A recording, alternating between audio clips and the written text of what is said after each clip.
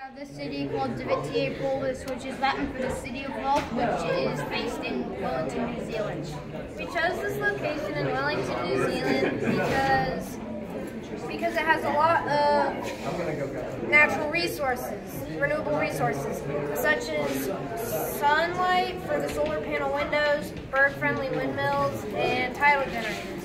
The solar panel windows work because they only collect light from the invisible light spectrum so that you can still see through them and they work as windows. With the bird-friendly windmills, instead of big blades, they use small little fins encased in screens so that no birds run into them.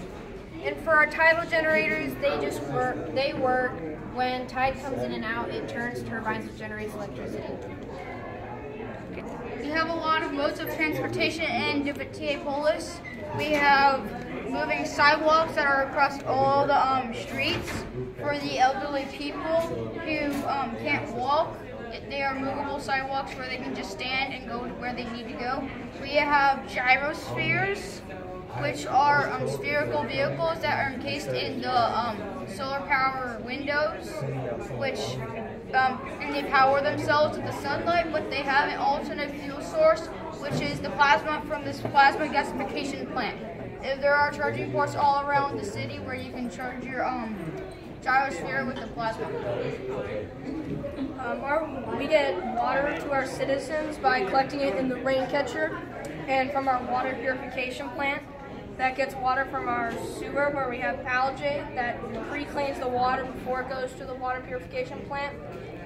That algae, along with the trash our citizens make, goes to our plasma gasification plant, where it's turned into plasma as an alternate power source for our gyrospheres. We also have aquaponics facilities like this. Aquaponics is farming without the use of soil, allowing us to grow our plants upwards instead of outwards. Our elderly also love doing this work. It's so easy and enjoyable. Young people too. They love volunteering. And what kind of research did you guys have to do to prepare for this?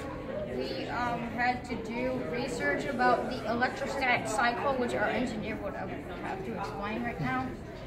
So, because we have industrial buildings, of course there's going to be particles in the air from when they create things that our citizens use.